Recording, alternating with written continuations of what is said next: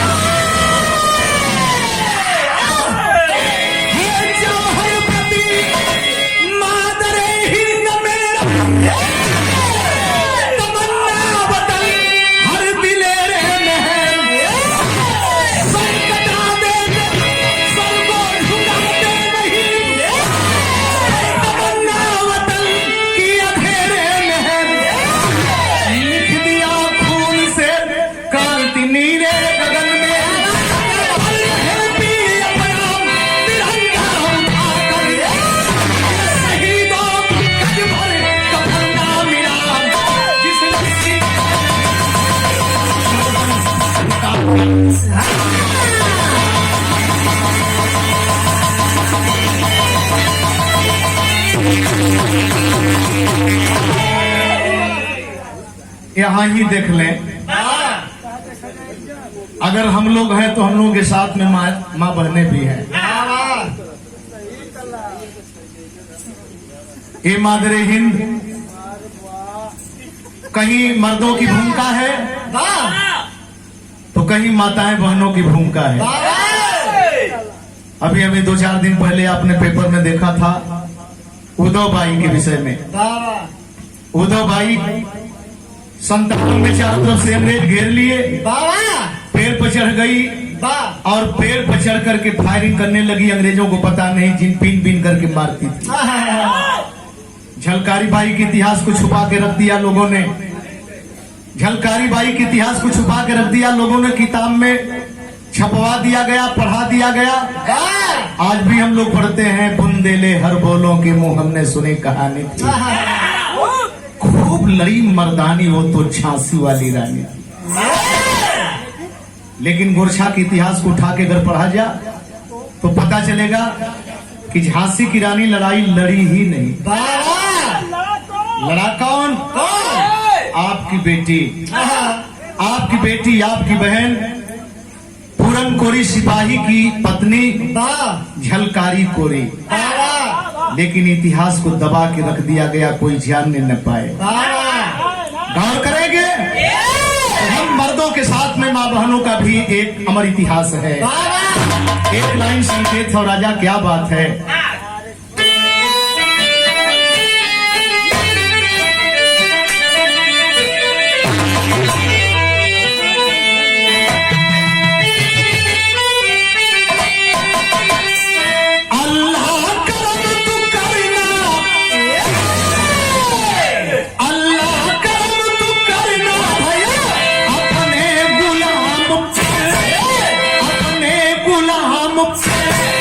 मैं भी तो माता हूँ मोहम्मद के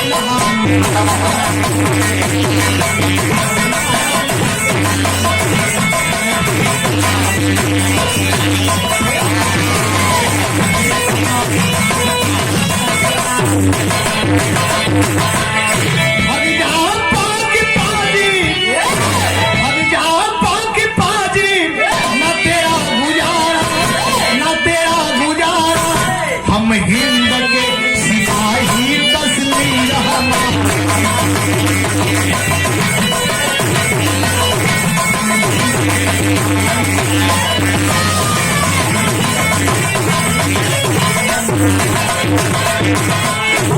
हरे जिला गढ़वाल में कलापुर गया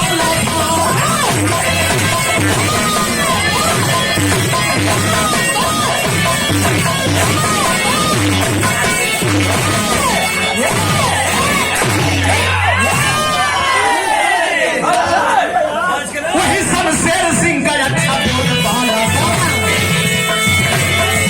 बेटा रहा हिम्मत सिंह फौजी जवान है। कनार जम्मू चौकी पर भारत किसान है। कनार जम्मू चौकी पर भारत किसान है। आया है घर पर बाहर फौजी रुआ करे।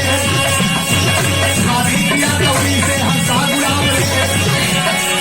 अभी सुहाग रात पर सूरज दिखाया है। अभी सुहाग रात पर सूरज दिखाया है। सीमा से बंधना है तो सब दिखाया है।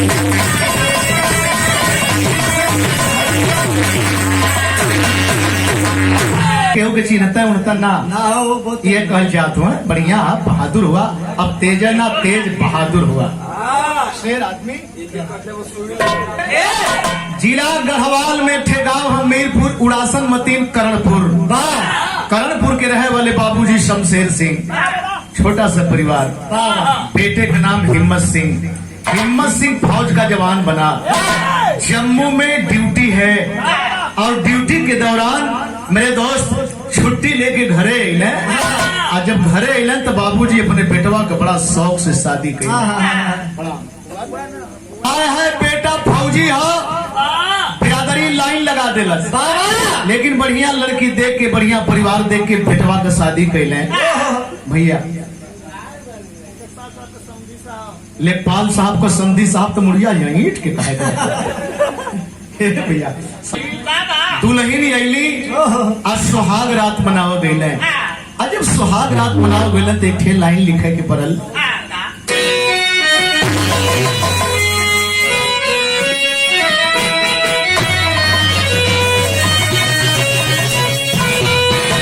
कोई कहतरी अब सासु दहियर जमावली। कोई कहतरी अब सासु दहियर जमावली। अमृत डालली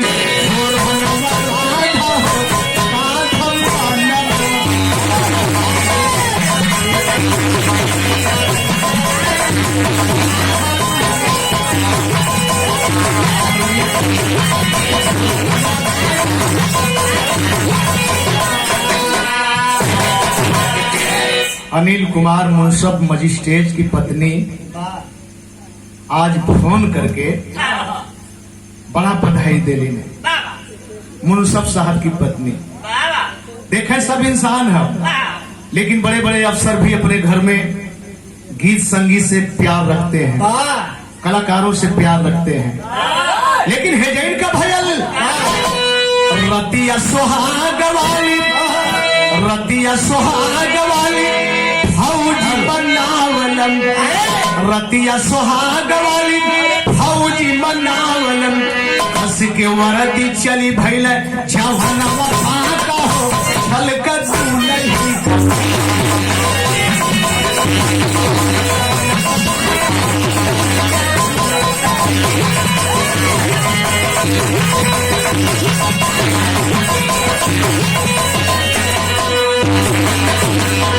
आया है बतौली है ना कि अभी सुहाग रात पर सूरज की छाया है। तभी सिम्हा से नाहर को संदेश आया है। संदेश में है अल्लाह की बहादुर आपकी छुट्टी निरस्त की जाती है। देश खतरे में है। बॉर्डर पर आप जैसे बहादुरों की सख्त जरूरत है।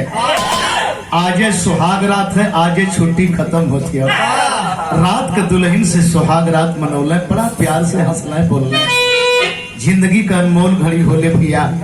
जिंदगी का अनमोल घड़ी होले जेके सुहाग रात कहल जाला।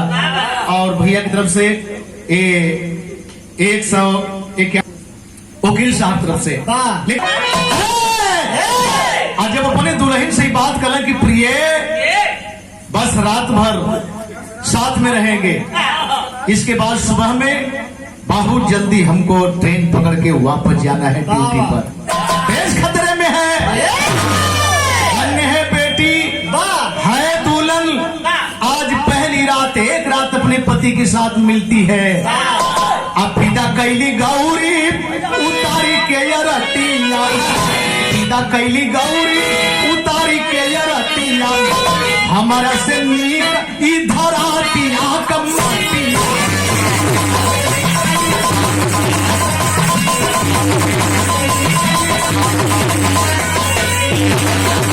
कहा यही हथोड़ी के दुश्मन गन हमारा मस्तान हो नहीं का प्यास। बारे दुल्हन बारे बेटी कहली के रे आप कैसन दुखित होके बोलत हुआ। देश खतरा में है, जाए क्या जा, हमसे नीक की धरती का सम्मान है। पहले देश के सरहद का सम्मान, भारत माता का सम्मान, बाद में फिर आगे परिवार में सुख शांति रखल जाए।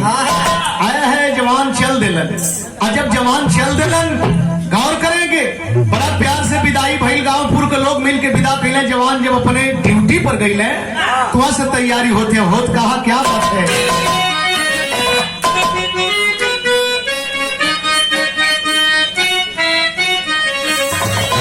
यह शान मेरे दिल पर तुम्हारा है दोस्तों, ये दिल तुम्हारे प्यार का मारा है दोस्तों।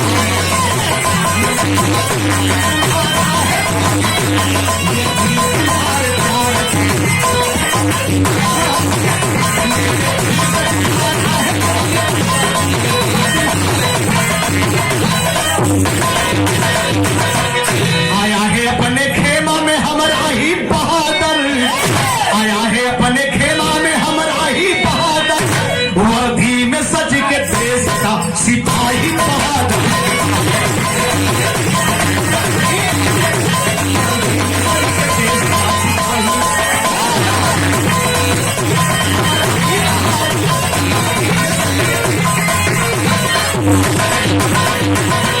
पंकज रमेश रोशन नासिर है नौजवान,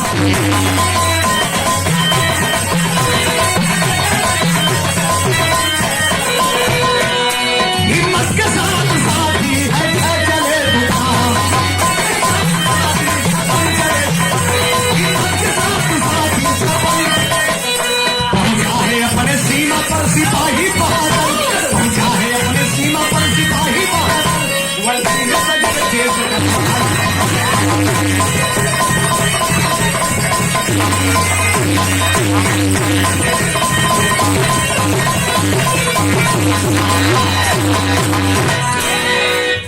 अपने खेमे से टीम सज रही है, 6 जवानों की टोली सज रही है। जवानों को भेजा जा रहा है कि आपकी ड्यूटी फला पहाड़ पर है, आपकी ड्यूटी फला पहाड़ पर है। दुश्मन पहाड़ी के ऊपर घेराबंदी लगा रखे हैं, आपको पहाड़ पर चढ़ना है, पहाड़ पर चढ़ करके दुश्मनों का खात्मा करना है। और सुने होंगे कि जब जब लड़ाई होती है पाकिस्तानियों से, उग्रवादी उधर से ऊंचाई पहाड़ी पर आ जाते हैं, इधर से हमारे जवान रात में उस काम को सफल करते हैं। लेकिन जो समय सीमा पर पहुंचने और सीमा से टीम बना के 6 सदस्यों की टीम बना के भेजी गई, उस समय जवान का हौसला रहल। क्या बात है, वाह।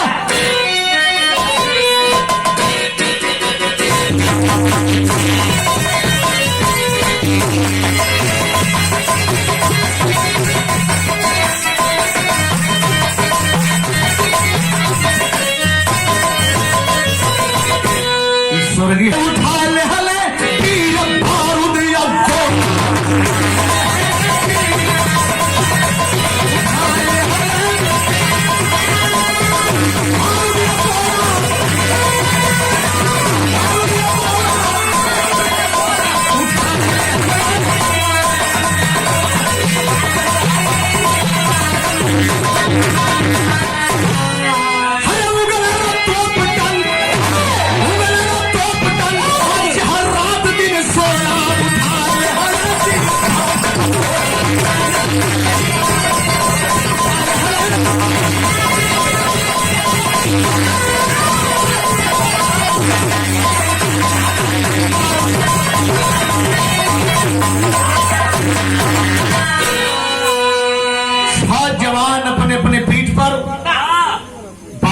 गोला हथियार बांध करके पहाड़ी पर चढ़ने का काम किए।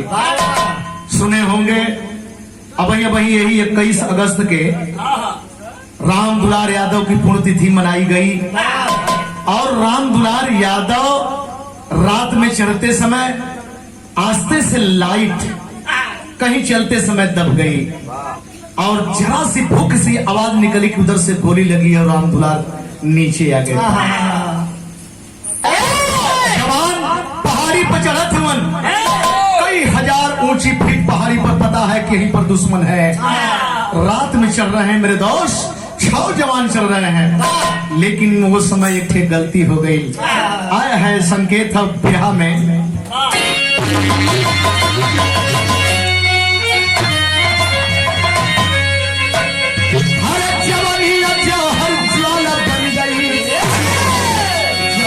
जहर ज्वाला बन गई, निकला वतन यान से लाल लहू।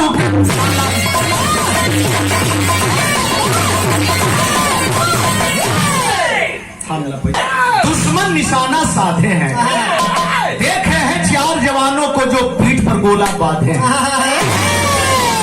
दुश्मन की गोली भेद गई, माता की ममता सिहर पर। 4 जवानों की लाश खूनों के अंदर लथक। पंकज हिम्मत हो गए दूर, पंकज हिम्मत हो गए दूर, ना इनका अब कुछ पता चला। अरे 7 दिन तक हुई खोजाई, गम में भारती वीर भला। 4 जवान एक रास्ते से जा रहे हैं और दुश्मन निशाना लगाए हैं, अचूक निशाना। एक साथ गोलियां निकलती है, चारों जवानों को आए है पहाड़ के नीचे कर देती। 4 जवान की लाश तो मिली, लेकिन 2 जवान दूसरे तरफ से थे, 2 जवानों का पता नहीं चला। 4 जवान की लाश मिली 6 जवानों में, एक टुकड़ी में, लेकिन 2 जवानों को 7 दिन तक खोजा गया, कोई पता नहीं। 4 जवानों की सूचना उनके घर पर पहुंच गई, लेकिन 2 जवानों के लिए सोचनी है कि आखिर में ये जवान हुए क्या। आया है उनका कोई निशान भी नहीं मिला, लेकिन लाचार होकर के, मजबूर होकर के आखिरकार बहादुर फौजी निर्णय कर लिए कि एक साथ में जवानों को गोलियां लगी है मेरे, वो भी 2 जवान मार दिए गए। आया है मेरे दोस्त, उधर की बात वहां छोड़े, अब देखें आगे क्या होता है। आखिरकार कमांडर साहब करते क्या है।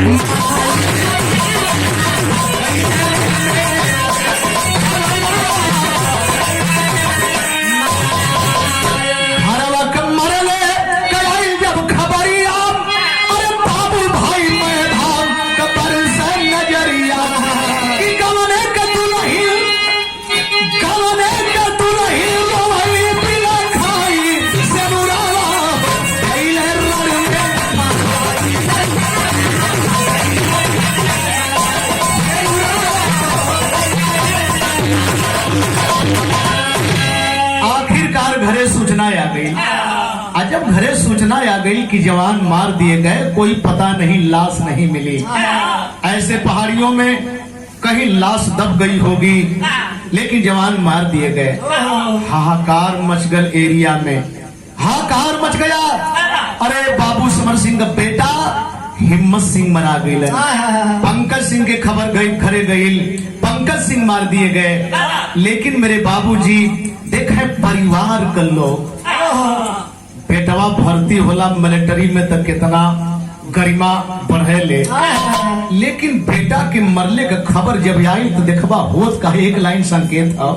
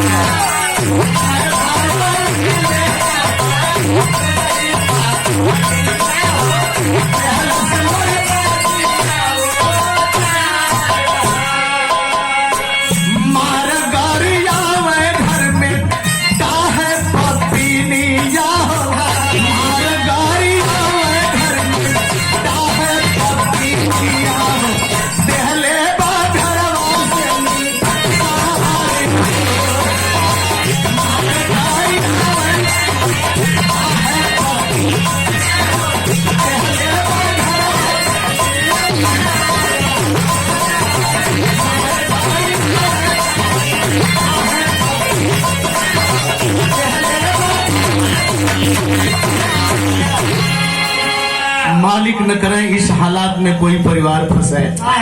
लेकिन हमारे समझ में ना आया था, बड़ा तकलीफ के साथ ही बात हम कह रहे हैं कि बहादुर अगर शहीद हो गया तो उस बिटिया का क्या कसूर है साहब? उस बेटी को जिंदा ही शहीद कर दिया गया। क्यों?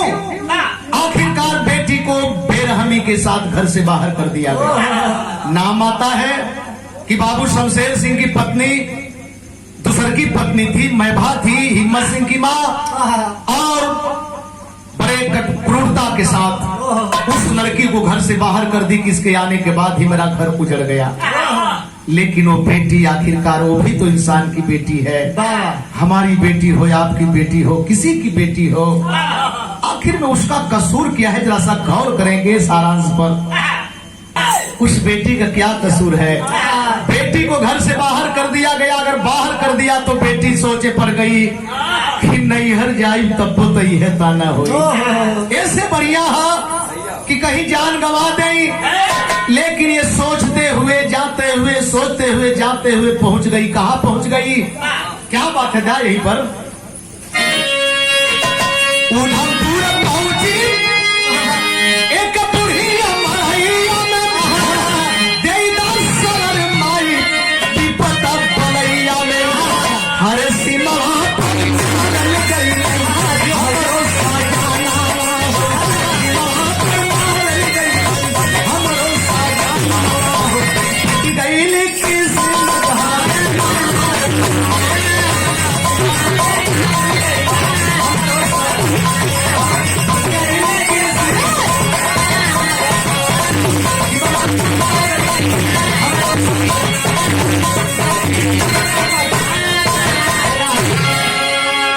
हाय हाय मेरे दोस्त उधमपुर पहुंच गई।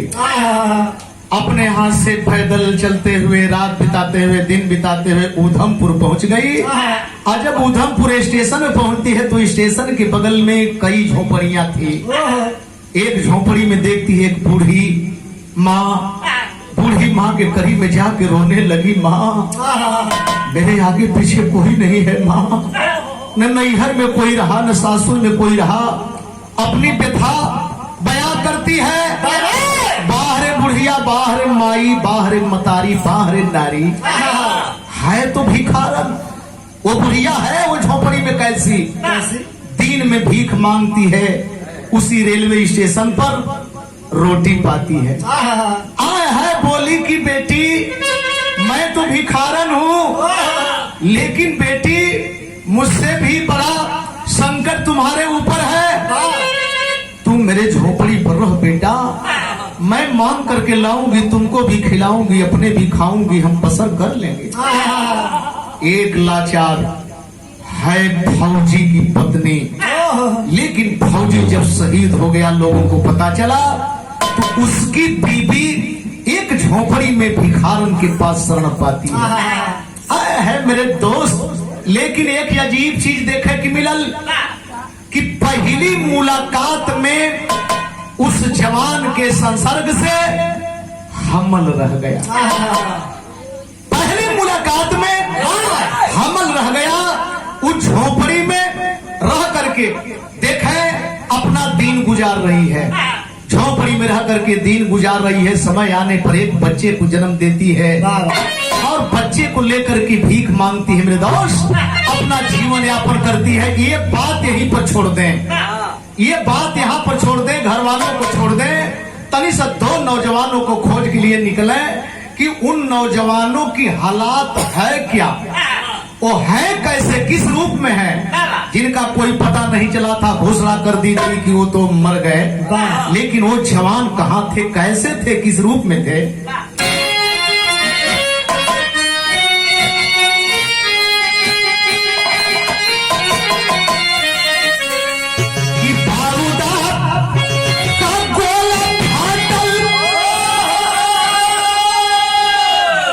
जिस समय घटना हुई उस समय की हालात है कि बारूदा का गोला फाटल, अरे घूमा घूम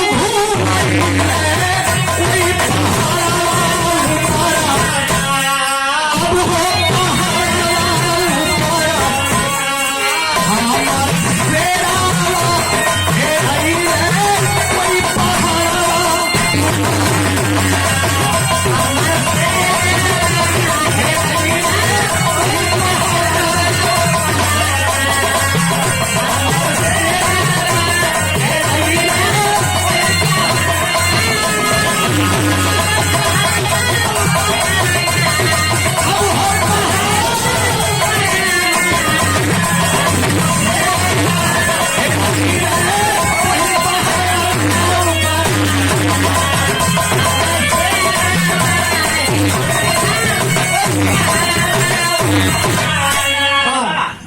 गोला फटा और पहाड़ चूर चूर हुआ।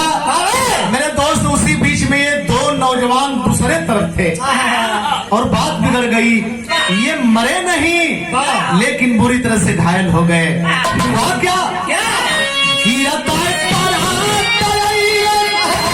अरे झेलम नदी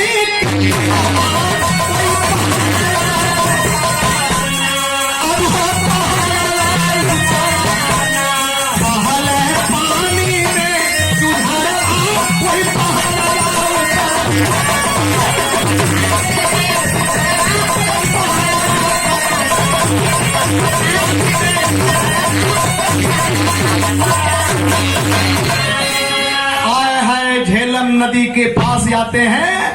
गिरते हुए लटकते हुए काफी चोटिल हो गए थे मैदान। आए हैं बेहोशी हालत में झेलम नदी में गिर जाते हैं। और झेलम नदी में जब गिरते हैं तो हुआ क्या कि बहत बहत गई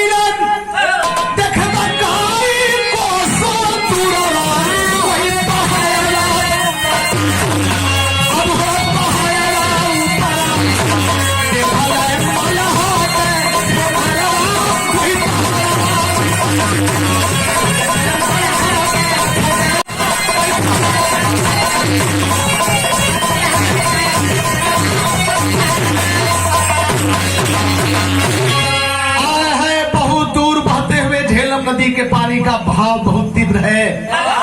बड़ा दूर निकल गए और बहुत दूर निकल गए उस सीमा के करीब में जहां एक तरफ चीन है, पाकिस्तान है, भारत की सीमा दूर सटी है। लेकिन मेरे बाबूजी जब माझी मल्हा, मामट मल्हा, चाइना मल्हा, चीनी मल्हा जब जवानों को देखा, गौर करेंगे मेरे दोस्त, दूर से ही सोच रहा है ये पानी में ये पत्थर के सहारे ये लुढ़के हुए हैं। देखें उसमें मामट मल्हा एक काम करता है, चौलरिया लग गई।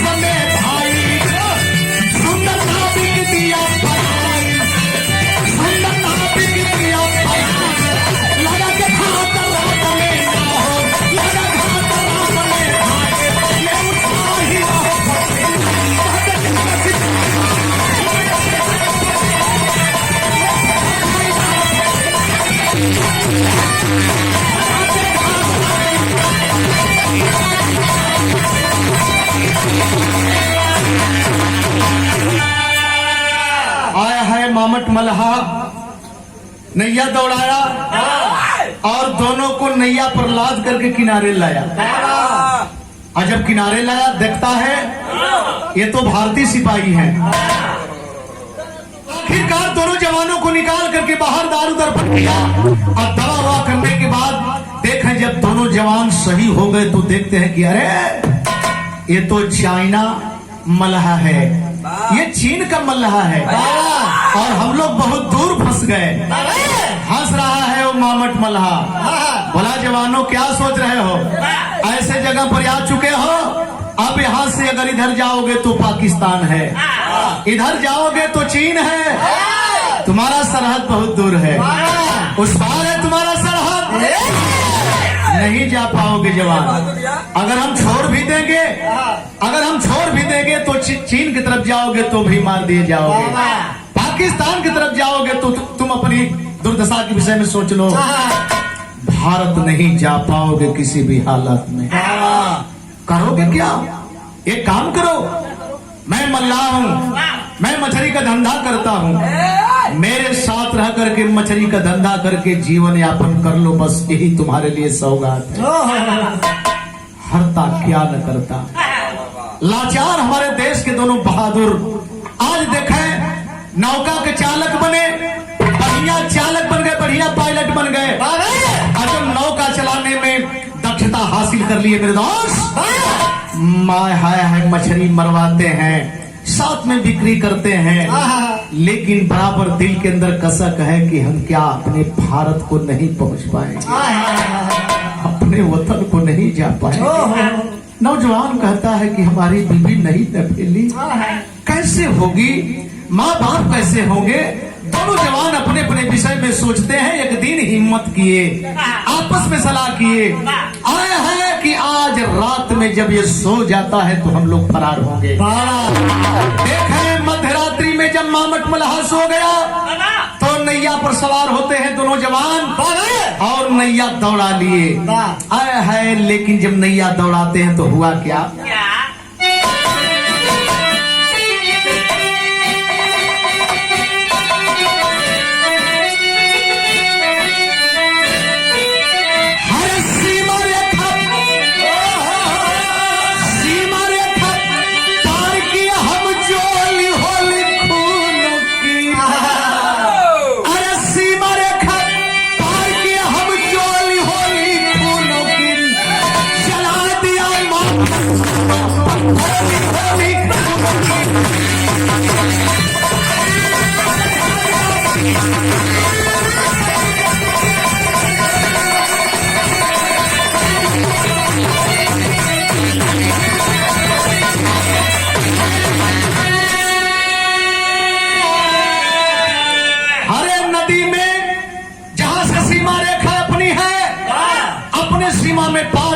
तब तक मामट मल्लाह की नींद टूट गई। अबे साला हिंदुस्तानी धोखा दे दिया।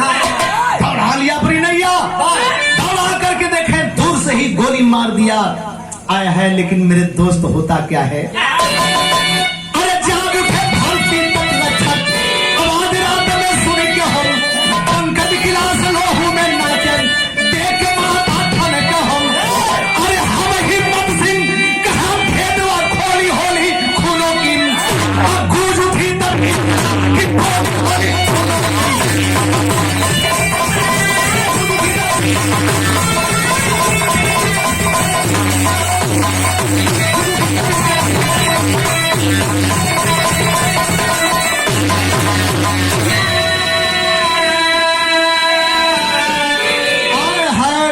सिंह के सीधे छाती में गोली पार हो गई।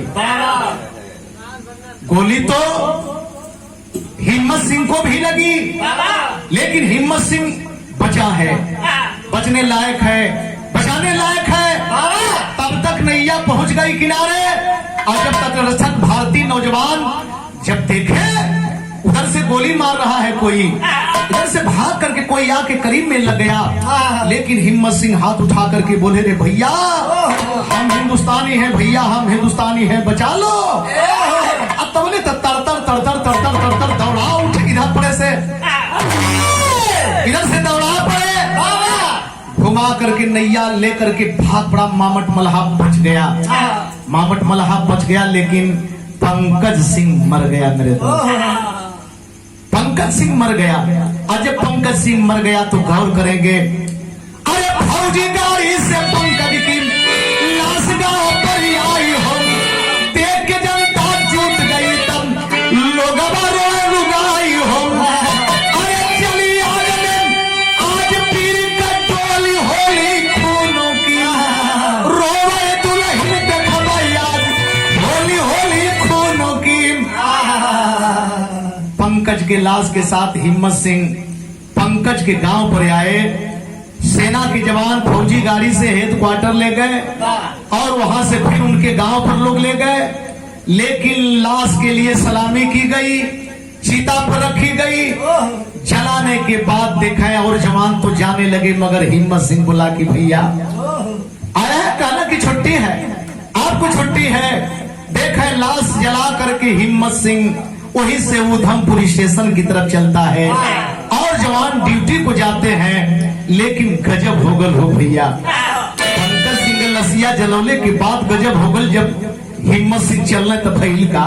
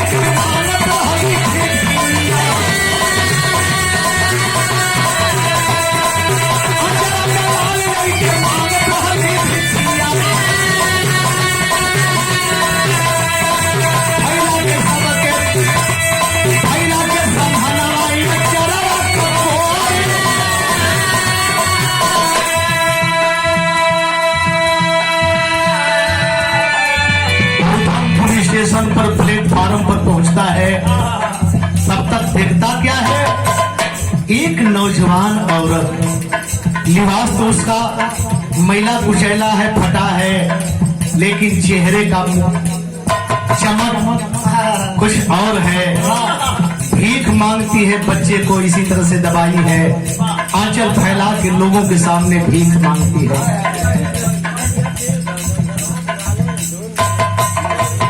मांगती हुई नजर आई, अभी जवान ताक रहा है, तब तक गजब हो गल। पहुंच गई हिम्मत सिंह के पास में पवरिया,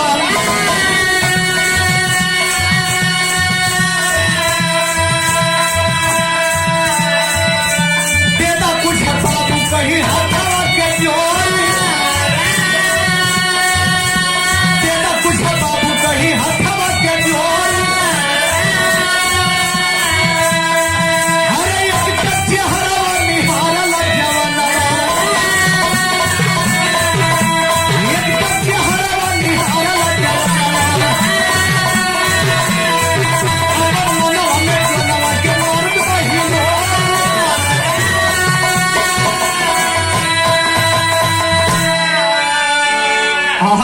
वो औरत और जगह से भीख मांगती हुई सिपाही हिम्मत सिंह के करीब में पहुंच गई, बोली बाबू आपको कुछ देदा साहब, आपको कुछ देदा। एक बार हिम्मत सिंह फौजी जब उस औरत को देखा, नीचे ऊपर देख रहा है, देखते देखते बर्दाश्त नहीं हुआ तो एक बात कह दिया, अरे हम सकल लगैले जैसे गौरी मर्दुलाही,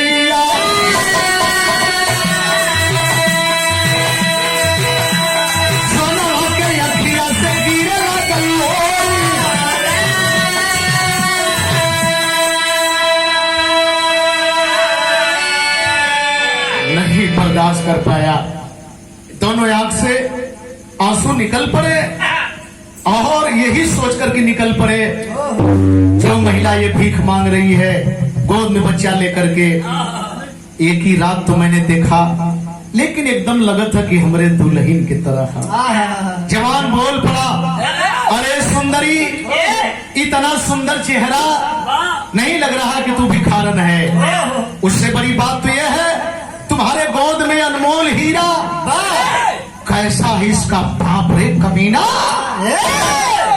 बच्चे के सहारे ढाल बना करके तुमसे भीख मंगवाता है। और जब गौरी सुन कहला, बाबू बाबू, मेरे मुन्ने को, मेरे मुन्ने के बाप को मत दिखाइए बाबू, मत कुछ कहिए, अगर कुछ कहना है तो कसूरवंत मैं हूँ बाबू, कसूरवार मैं हूँ, गालियां दे सकते हैं, मैं भीख मांगने लायक नहीं, मजबूरी है मेरी, गालियां दे ले बाबू, लेकिन मेरे बच्चे के बाप को गाली मत दे। जवान भाग रहा है और वो सुंदरी वो पकड़ने लगी, जानते हैं क्या कहती है, अरे तोहरी ऐसा महला हमारे मांगी का सिंदूरवा।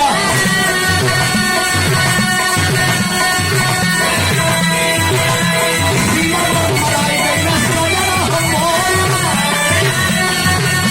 सीमा पर मराई गई न सजना हमोर। हरे मन भाव करी गई सजर के छतिया, हरे मन भाव करी गई सजर के छतिया।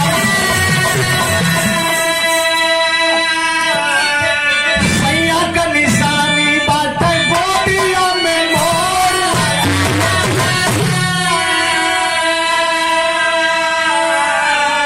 बाबू मैंने कहा ना, बच्चे के बाप को मत धिकारिए बाबू, बच्चे के बाप को मत कुछ कहिए। अरे तो हरिये मतिन वर्दी पहने तो लगा ये साहेब, तो हरिये मतिन वर्दी पहन के गईले, लड़ाई में मरा गईले, ढेर दिन ना भयल। ये बाबू देखा है बच्चा को उम्र देखा हुआ ना, देखला ढेर दिन ना भयल सरकार। आय है अभागन बन गईली कि मैं भा मतारी हमके घरे से निकाल देली, हमार मदद करे वाला केहू ना मिलल, न नैहर गईली न ससुरे में कोई बाबू आए के भीख मान के जिंदगी जियत है। ही नहीं बदे ये बाबू, अगर कहीं निशानी देख ना गए होता तो अपन जिंदगी कहिए गवाए दिले, लेकिन अपने पति के अपने स्वामी का निशानी। नौजवान जब सुना बोला, सुंदरी क्या तुम्हारा नाम क्या है? कलश की नाव जान के का करबा बाबू, नाव जान के का करबा? हर नवा पकौड़ी मोर करपुर ससुररिया, हर नवा पकौड़ी मोर करपुर ससुररिया। छतिया में मारला ही हो, छतिया में मारला ही हो। अरे भाई के कमरिया में रोला जवानवा, अरे भाई के कमरिया में रोला जवानवा। झूले नर नारी मचल भारी शोर,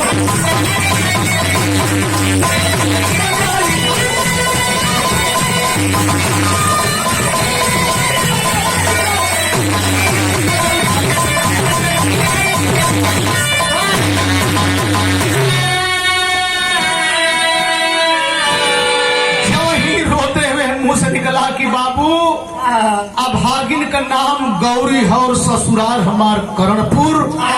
बाबू शमशेर सिंह का बहू, पति का नाम हमारे हिम्मत सिंह। अरे बाप रे बाप, अखबारी में दबा के बोला गौरी, अरे तू विधवा नहीं है रे गौरी, तू विधवा नहीं है, तेरा बच्चा टुवरा नहीं है गौरी, तेरा बच्चा टुवरा नहीं है। मैं जिंदा हूँ गौरी, मैं जिंदा हूँ। और तबले तो स्टेशन पर भीड़ लग गई।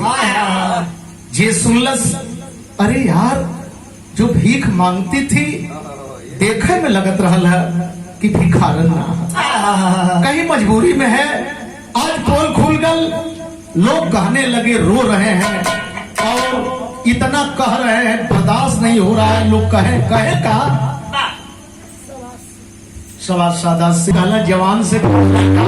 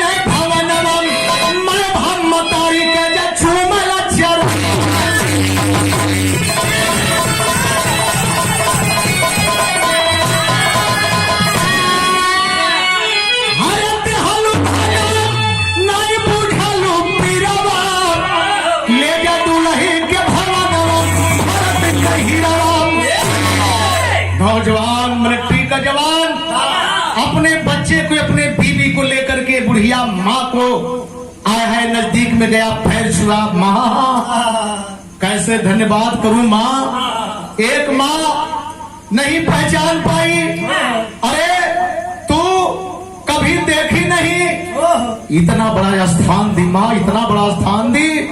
देखें बीबी के बच्चा के लेके, वो बूढ़ी मतारी के लेके अपने घरे अले, अपने मैभा मतारी के पहले ही जाके गोड़ धैल, कहल कि माई अगर हम मरी गईली तो कम से कम ये गौरी भी तोहरे नजर में मर गई, औरत है वो, औरत के देख के तोहके पहचान जाए की चाहिए कि एकरे पेट में तोहरे बेटा का खून पलत है। लेकिन जान के भी एक एक घर से बेघर कर देलू, यही बदन कर देलू कि आई बंटवारा करी। ए माई ये काम करा कहल का हम के न चाहिए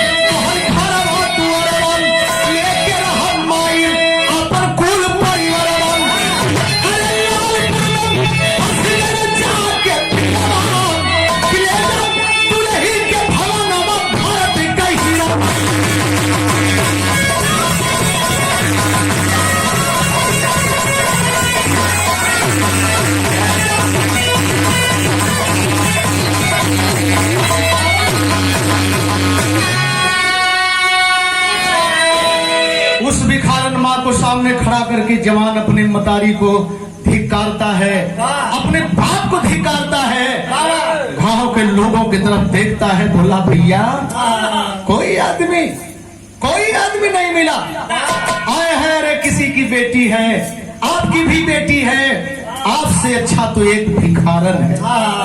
वो बुढ़िया के लेके लायलपुर में कल माई आज के बाद तुम्हार भीख मांगल बंद, माई मर गई, माई की जगह पर माई मिल गईलू, एक माई निर्दयी बन गई, लेकिन एक माई का फर्ज पूरा कर दे। लायलपुर में घर बसा के कोई बुढ़िया को लेकर के आज भी जवान रह रहा है। ये है देश की हालात, ये है हमारे परिवार की पहचान। हम खुश होते हैं कि बेटा हमारा इस मुकाम पर है, लेकिन बेटा के बिछड़ने के बाद हमें सब्र नहीं आता है, उसके नीचे के परिवार के साथ हम कैसे आते हैं, विचार करना पड़ेगा, सोचना पड़ेगा। गुरु बिहारी